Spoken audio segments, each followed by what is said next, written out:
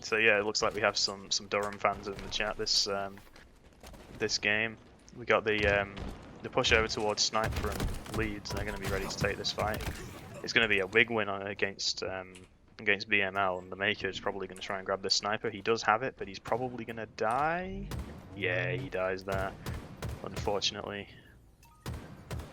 Leeds looking to try and take this B point, probably a little premature there considering they had 2 dead. And now Durham with 3 up and the Sniper are going to be looking to start getting some map control. I didn't see what happened to Camo, but given the general state of the game, I would assume that Durham has it. Yeah. It's already a triple cap for Durham. I feel like I need to make it specifically aware to stream. The team colours and sides on the banner are the exact opposite of what they are. Oh. That's slightly inconvenient. Yeah, Leeds have chosen not to go Cobra again. So we have, yeah, there's a fight going on towards 1B, but, you know, Durham's got 2 people down there. And now it's 2 down on either side, but once again, Durham just seems to have more control. It looks like SOSOK was thinking of taking that fight, but he's thought better of it. Now he's hoping for this 1v1 on C, and he does manage to win it against the Mage Lord. But there you go, there's another one up there ready to take the fight. He's not even winning the 1v1. It hasn't been enough to actually get them any kind of control. At least Leeds managed to stop the bleeding a little bit by taking control of A. But what are they going to do from there? Manxie's going to get taken down. That's now still only 1 dead on the side of Durham, and that's 3 dead. Yeah, Spartan Spy is the last one up, but I think he's a spawner. And they're spawning over in blue, which, as we were saying earlier, is exactly where you don't want to be. They're pushing out towards B, which, you know, is not always a very good idea, and they're having A taken from them in the meantime. The Makers does look like he's going to manage to flip B just about, but he's 1 shot and it's already getting contested. He does very well to live there, and there should be an opportunity for them to flip A as well. Can the SOS win this though? No, he can't, and that's going to be another trip cap in favor of Durham. And that's 4 dead as well for Leeds. This is looking like a dominant performance from Durham. They seem to know exactly what they're planning on doing. The Mage Lord's got control of Ledge. 3 pushing through now towards Yard. Thank that 4. And Lakaterine's going to try and live here. She manages to get a trade. It's going to be... Oh, there you go. 3 dead again for Leeds. Make that 4, and it's another perfect collapse from Durham. The Durham fans in the chat are going to be... They're going to be very excited to see the level of managed to split spawn Leeds dominance. here as well. Whether that's going to work in their favour is yet to be seen, though. Yeah, well, it's 2 dead for Leeds and only 1 dead for Durham. They're all up now and they've managed to get blue spawns, but they've been flanked by Durham again. That's another 2 dead. They're just not managing to get anything going at all. Durham, like, Leeds really needs to make something happen quickly, otherwise this series is going to be over very fast. Well, not the series, the map, you know what I mean. We're closing in on 200 to 0 now. This is a quadrant level strongholds game. You're gonna be a fan of that. Leeds have managed to flip the C point. Hopefully they can get themselves some map control and maybe get a few points on the board. Spartan Spy manages to find a pick there, but Do Not Define Me goes down as well. That's 2 dead for Durham now. Looks like B is going to get flipped, but what can they do with it? It's 2 dead again. Make that 3. This should now be at least some points on the board. Durham have control of this A side, and they've got control of Ledge. They're going to be wanting to start making some, dealing some damage, getting some kills. Hopefully, well, they're going to be aiming to get back into this game. It's a long way to push back, but if Durham can do it, then Leeds can do it as well. Camo is still up. No one's played for it yet. Durham loses 1. Leeds still scoring now. Are they going to be able to play for this camo? Nobody seems to be willing to risk losing their life for it. It looks like Durham's finally going to scoop it up. Can they get the trade for it? No, they can't. Durham's going to get away with camo on the B point. Oh no, he's not on the B point. Jumps into tower. You've outfoxed me there, Mage, and I can see through walls. It looks like it's going to be another trip cap in favor of Durham unless Leeds can make something happen now. There's a 1-shot in tunnel, but the Mage Lord's not going to let that one escape. Or maybe he is actually, because he's 1-shot himself.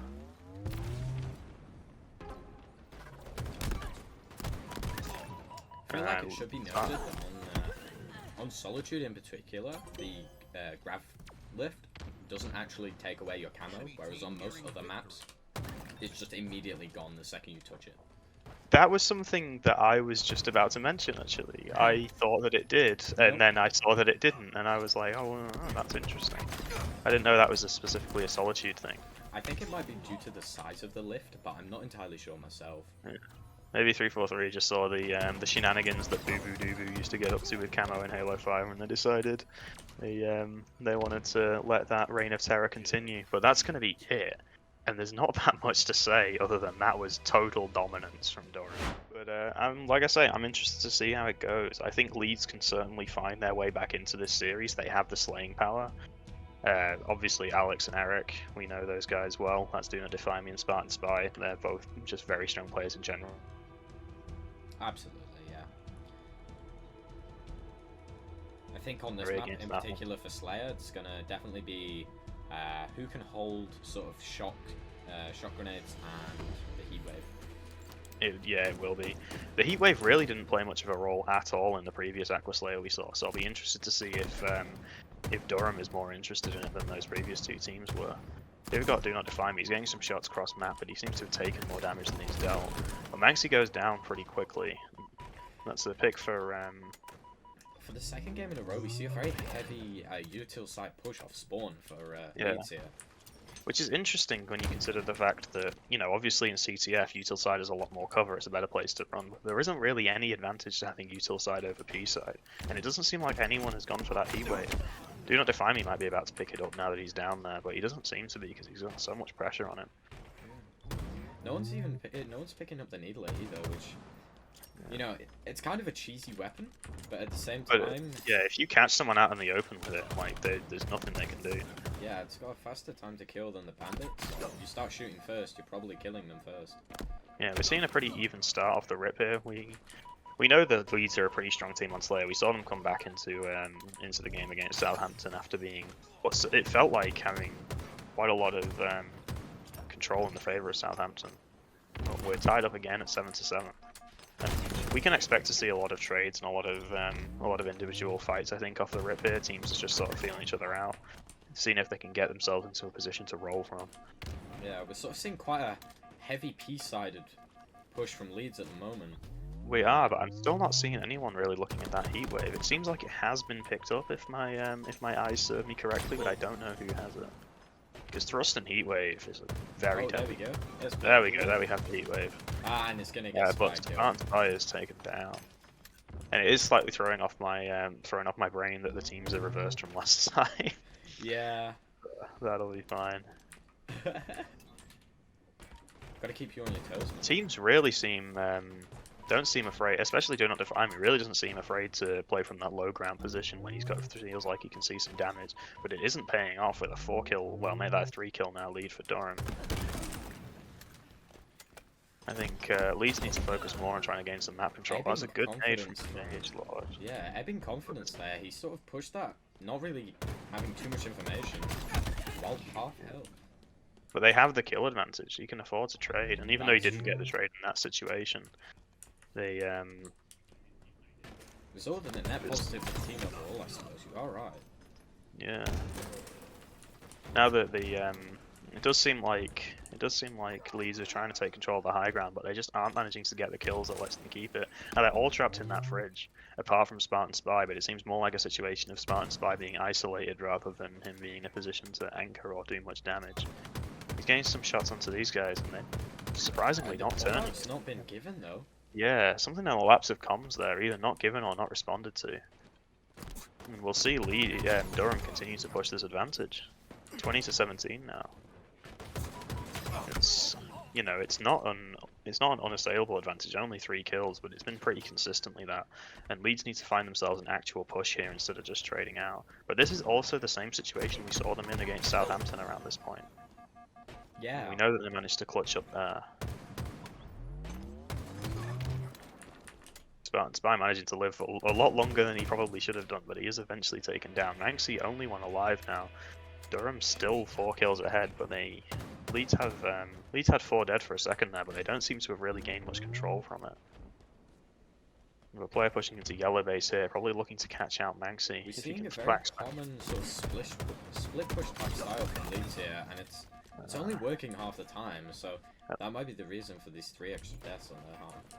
Yeah, massive win from Manxie on that 1v1. It just goes to show why you shouldn't take them, even when you seem to have an advantage.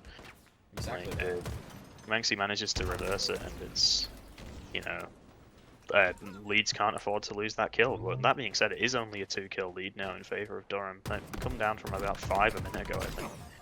There's a one-shot player in fridge. Can anyone find them? It looks like they will, and that makes for 2 dead. But they're not in any position to split the spawners. It's 29 to 27. Still a 2-kill lead. This could flip now, and as we saw last time, it's around this 30-kill mark that we're going to really see things becoming. We're going to really see things start to make progress. Yeah. That being said, 1-kill lead now. That's barely anything. One pick, and these teams are tied up. Seems like Durham's quite enjoying this this fridge control, but they need to be careful not to let themselves get collapsed on. That being said, they've managed to manage the team shots there. SOSOK is the last man up.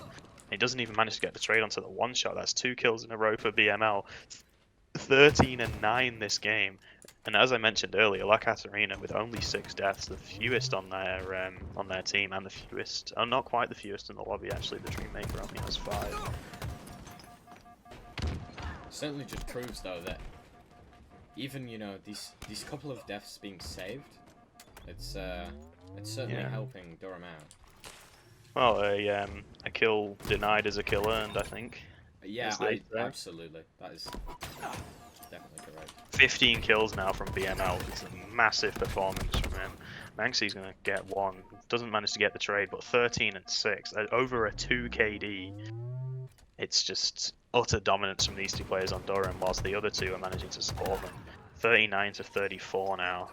It's certainly not impossible for Leeds to come back in this, but we need to see them change the way they're playing. It's not a... we're sort of reaching the point where it isn't just a few fights going here and there. It's a pretty systematic... just generally better performance. That being said, it's within 4 now. 1 clean team fight is all they really need, but Leeds doesn't seem to be looking for team fight. They're just looking for these 1v1. And they don't even manage to trade it. They just lose the fight. And you can't be losing that.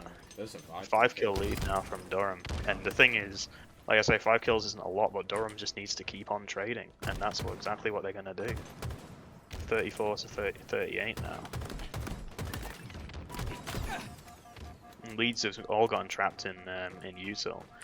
It's one of those situations where sometimes you want everyone holding hands, but a team like Durham is not gonna get punished by that. They know better than to just charge him one at a time, and they're gonna use that to their advantage.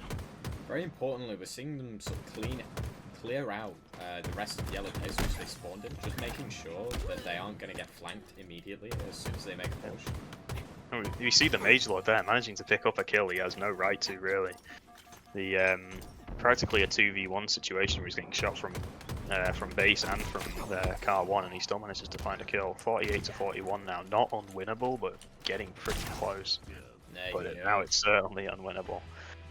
BML, 19 kills and 11 deaths. That is a huge performance from him, but pretty good performance from everyone on Durham. Only the Mage Lord really falling behind in the KD department.